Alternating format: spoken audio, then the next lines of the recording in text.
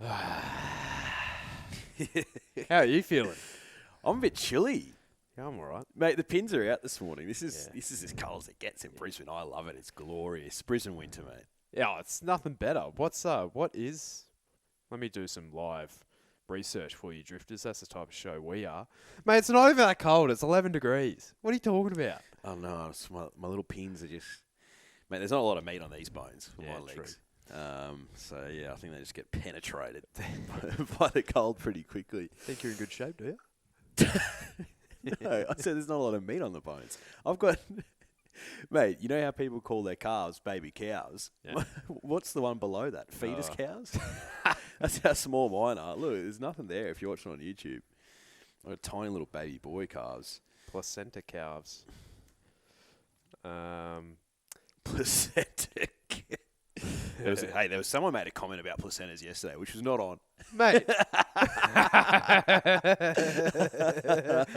Mate, there was a few things that were not on yesterday. Two of them I wanted to discuss with you before we get into the very hard-hitting research that we do about the Ipswich Cup meeting. Yeah.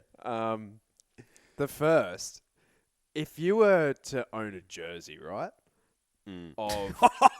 Mate. of a player that, you know, has done some questionable things, and not like rugby league scandals, which are a bit of fun.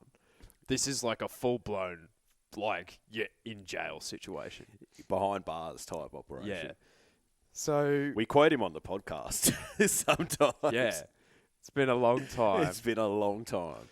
Of Jared Hayne fame. In jail for being probably a bit more than what you'd call a scallywag. He's done some pretty rogue shit. But so I would have thought that the Jared Hayne jersey right across Australia would have just been, you know, burned immediately. But this punter has just rocked up to the pub in his Jared Hayne 49ers jersey, just casual as you like, proud as punch. Mate, what goes through your mind to do that? Oh, there's having your head buried in the sand, and then there's having nothing between your ears whatsoever. Oh, look. What I'd like to pull him aside and just tap him on the shoulder and say, "Hey, mate, read the room. Read the room. Read the political landscape." Mate, Jared Hayne is clearly Not play on. He's clearly not play on, and he's clearly a bit of a creep. Because obviously not going to go into detail on it here, but like you can do your own research on that one. Of all the jerseys, and of all the obscure jerseys too, like it wasn't a Jared Hayne Parramatta jersey. It wasn't a Jared Hayne New South Wales Blues jersey. Been a long time. It was Jared Hayne with his short stint in US football.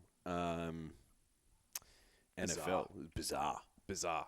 Like, yeah, there's been some pretty rogue stuff, but that's like definitely up there with the roguest.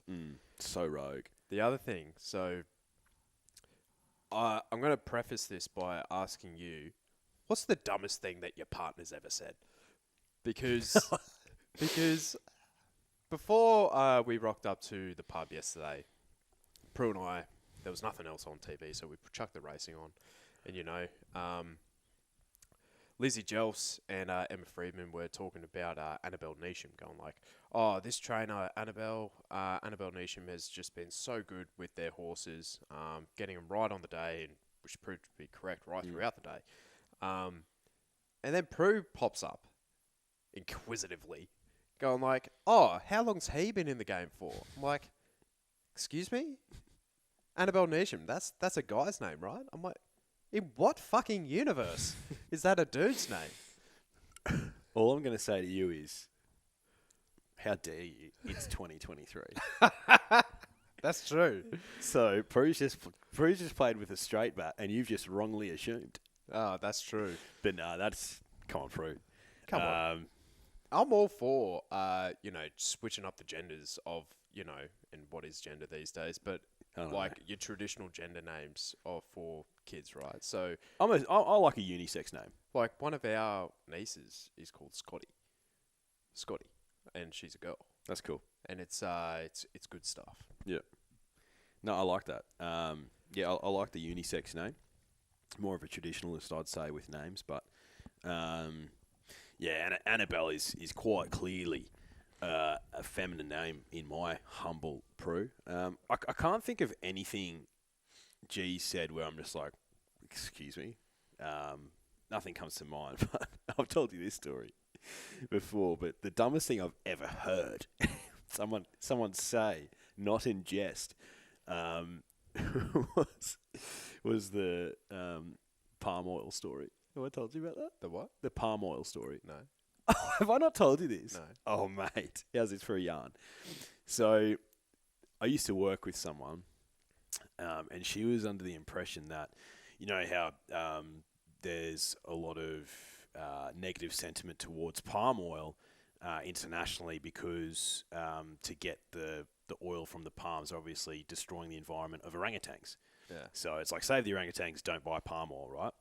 So this person was under the distinct impression that palm oil actually came from... Sorry. You just ruined the punchline. You can't hold in a sneeze. You can't hold in a sneeze, no. Right. So this person was under the distinct impression that it was bad for the orangutans because the oil actually came from their palms. Oh, fuck. It's the dumbest thing I've ever heard. That is. Save the orangutans. Don't buy palm oil because it's from their palms. Oh, my God. Oh, man. Oh, That's the dumbest thing I've ever heard in my life. oh man. What's the dumbest thing you've ever done? I've got one that comes straight to mind. Not for you, but for me. So when I was a kid, You've done so many dumb things. dumbest thing I've ever done is I was a really late I was a late realizer that I was actually allergic to shellfish, but so basically one Christmas, as you do, a few prawns there, being unsheathed, for lack of a better word, and there was just general chit chat going around. I'm like, oh, I really just don't like prawns. That I just really don't. I don't like the feeling they give you at the back of your throat. And as soon as I said it, I was like, "You're all fucking allergic to this, you idiot." You have been your entire life, and you're only realizing in this second as like a 19-year-old. Oh man, that is dumb. It is real dumb. Look, nothing. I've done so many dumb things. Like yesterday, what I do that was dumb. I backed bloody. Oh, What's his Crosshaven. name? Crosshaven. That was dumb. But there's nothing that immediately comes to mind, to be honest. But yeah, gee whiz. Do you know what I wanted to bring up with you, unless you had anything else to bring up? No, you go. We've had I'd say we've had the great fortune in the last 12 months of, throughout this season, let's say, since the start of the Spring Carnival, of partaking in a lot of different punting environments. Gone to a lot of different TABs, gone to some new TABs that we haven't been to before. You and I had the pleasure of having a punt down in Sydney. So, for me, what's been the real gem that you found, that you feel's been unearthed from a punting perspective, so we can share it with the drifters? Well, I think just because we've moved into Prue and I into a new property that we own, is discovering the delights that are your locals. Yeah. So I think the Stafford Tavern would have to be right up there. Yeah. Because there's a couple of reasons. The piss is real cheap. Real cheap piece. They have their main TV setup could be better because it's got some sunlight damage, but they do have a projector there as well. So that was the day that Imperatriz got rolled by Artorias, who's running first up over the next couple of weeks or so. And the entire pub had a collective groan, which I love. That's what I froth, is like when everyone's on a favourite and they're whipping it home, or you share your despair together. Yeah. Yeah. The atmosphere is what makes it for me. 100%. I think the Stafford Tab's just definitely a gem that we've unearthed. Look, obviously now you've been to the Oaks, that sports bar down in Sydney, and Neutral Bay is just unbelievable. But in terms of like a punting setup, the Stafford Tav. But what I liked yesterday, so we're at this place called the Brook. I think it's just called the Brook. Pretty new, in Mitchelton. I liked the venue. I liked the tree out the front. That's probably the only place I'd like to sit, to be honest. I felt the rest was a bit sterile. But the TAB setup was pretty good. And there was a group of punters, where they must have been doing around the grounds or something like that. And every time they found a winner, they had a little bell that they'd ring. You know, like, yeah. And that's when punting's a team sport, right? And you just build that camaraderie. And they were doing $11 jugs of gold at this place, the Brook, which is phenomenal. The cheapest jug I've seen, apart from the Stafford Tav, is $12 at the Vic, which they charge every day. I love the Vic, big Vic guy. But $11, that's unbelievable. Yeah, that's significant value. Yeah, almost as good value if you found the Ipswich Cup winner. Yeah. Who would have done that? Who would have done that and not had a cent on this guy?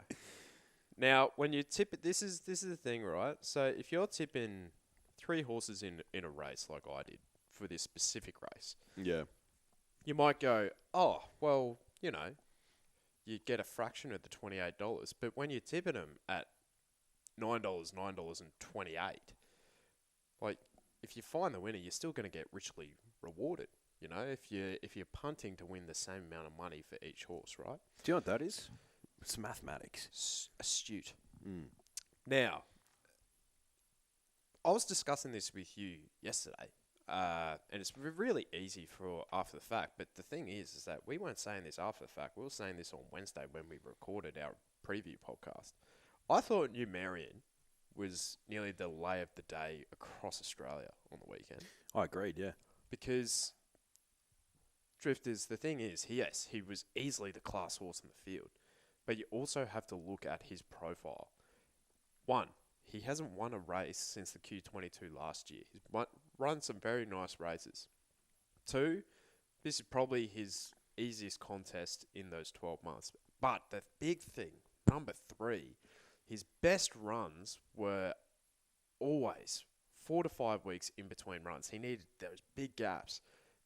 Quick backup just did not suit this horse at all. Quick backup and top weight. Yeah. Did not suit him at all, and was happy to take him on. I backed a couple of roughies too, but none as rough as Regal Lion. And look at this. Ready? So he's back in midfield. This is Salino sort of stuff written exactly all same over silks, same style of ride. Just like I've got a lot of horse underneath me. I need every single inch of this 2150. So it gets going about the 700, exactly the same as Salino. Oh, what's that? Top of the straight sort of stuff. Blends into the race exactly like Salino. Because we were watching this live, I was like, look at the line come out wide. Big horse. Yeah. He just needs to get, I think, whenever the blinkers go on this horse, he's a different type of operator. And then it took a significant ride to get this thing going because I think he has a bit of a think about it. And that's Desert Icon back on the inside, who's been up and pretty fit, but he gets over him right late. At a big price. $28 he started. And, you know, I've been all over it this winter. All over it. Now, am I richer for this horse winning? No, I'm not. Because I was like, you know what? I'm going to back Dark Destroyer, who ran on okay. And I was like, you know what? I'm going to have this horse in a Quinella. And it didn't prove to fall my way. But define wealth, right? Could you specifically say that wealth is monetary, or could you say that wealth is the feeling that you get from having a win like that? True. You know, like we've shared that tip with you, Drifters, and if you didn't get on it, it's your own fault. Like you can still go toot. That's true. Who'd you back in this race? Can't remember the names of the horses. No, I had Russo. Russo, I think that's him back there. Yep. Don't mistake him with Desert Icon. He's the one with the purple cap. Yep. And then the other one was a David Van Dyke horse. I think Silent Witness, Right. something like that. He was running on here. He got a bit held up, but he was never going to win. Yeah. Russo got pulled out, so they ran like the $20 shots they were. But hey, they ran just as well as Numerian. Exactly. 6 times the price. The Eyeliner. Now, watching this live, there was, I think we called it a long way from home, that there was only one pony that we thought was going to win the race. That was Lady of Honor. She looked home and hosed so far out. That's her just stalking the speed there. I think they had the splits up on the screen during the meeting, and she was just getting the absolute gun run. That's Gravina on her outside. Yep. Who did bounce back. It was one of the ones that we made a case for on Wednesday. But Lady of Honor, just the absolute peach run. Who were you on? I was on Blazer Trail, who's That's just right. just struggling to get out. I think ran a nice 4th, maybe. But yeah, not a lot of confidence from me. Just got out way too late. Yeah. Yeah, and that was Cepheus on the outside. The other one that I was keen on. So nice 3rd, 4th for me. Who'd you back? I was on Blazer Trail as well, That's but right. I made a case for Gravina. The Gay Waterhouse. Now, this is a replay that I purposefully not washed back, because this is a sick beat. Larry Cassidy had possibly his worst ride ever. Ask me who I'm on. Who are you on? Hellfest. The thing running last right now. Oh, I'm right beside you. Yeah. She was $20 to win and $5 to place. Watch her. I think we'll need to watch this replay a couple of times. So we're sitting. I'm 3rd last on Russian Conquest, and you're on Hellfest back on the inside. So Larry gets in all sorts of trouble here. All right, let's watch Hellfest first. So she's just dodging cars back on the inside. Gets her going. To be fair, she's had a pretty good run. A lot of gaps appeared. Yeah. Just got out too late. Yeah. But look at her come home like a freight train. Yeah. Very good. All right, now, I want to bring your attention to Russian Conquest. Yep. So he's gone the widest alley, right? I don't think there's a gap there yet. So he's held up until the, 150, 100. Gets to the outside, goes from 3rd last. Look at this thing storm home. Fuck. Yeah, you just... Look at it through the line. It's 100 metres off the post. It's just... Hey, it's one of those things. If you're going to ride a horse that far back, Larry, you're going to need a little bit of luck. Yeah. But if she had to ride that Hellfest did, she probably wins, because Hellfest was just... Goes close. But, that's also on us. Ipswich is a track that is like, you're better off just punting on the things on speed, because the straight's like 200 metres long. It's more than likely our fault, not Larry's. You know what I mean? No. So, yeah, another 3rd placing for me. There or thereabouts are fine. I've found this carnival. Hey, that's fine. That's absolutely fine. And there's still the tiara to come. I'm acting as if it's all said and done, but there's still one more Group 1 to go. Yeah, but, it's, in terms of this podcast this season, I think it is. I think this is the, the final episode of Season 6, which is fine, because, you got bigger fish to fry. You're heading overseas. Heading to Canada and the States. Drifters. Yeah, just for 4 weeks, just seeing the sights, come back about 10 kilos heavier, I'm thinking. But, which means, unfortunately, I'll miss out on that last podcast. But, there's 2 horses that I'm thinking for the tiara, I'll just say it. straight up Opal Ridge and Ruthless Dame. Like, I think it's between the two of them. If Ruthless Dame goes there, which I assume she will. Yeah, she's been up for a while. But I'd assume so. Another Mares Group 1. Why wouldn't you? Yeah. So that'd be the two for me. But I'll keep an eye out for the market and where they draw and the likes of. But we'll have to wait and see. But season 6, mate, it's been a bloody good one. Obviously, new setup, which we debuted, but way back in February now. Shit, yeah. Obviously, brought in these review podcasts, which have been a lot of fun. But yeah, we say this at the end of every season, but we have bigger plans. We have bigger, stokes in the fire, you might say. And we really can't wait for the spring. It's definitely something that we're keen to get our teeth into. We'll bring back doing some live streams for the Friday night Group 1s. We say this a lot as well, but some interviews, we'll get some of those in the pipeline. We've already reached out to a few Leviathan owners.